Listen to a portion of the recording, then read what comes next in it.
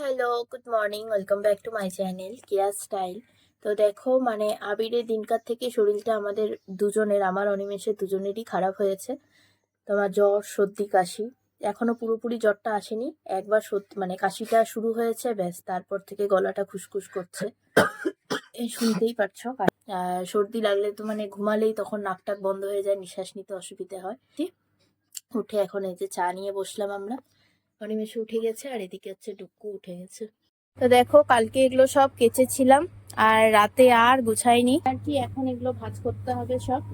রাতে যদি না গুছাই না তাহলে সকালবেলা উঠে এই এক করতে করতেই বেলা এত পার হয়ে যায়। শাড়িটা ওই তোমার আবিরে বসুন্ধরায় যাটা পাচ্ছে একটু সুন্দর করে ফটো তুলো।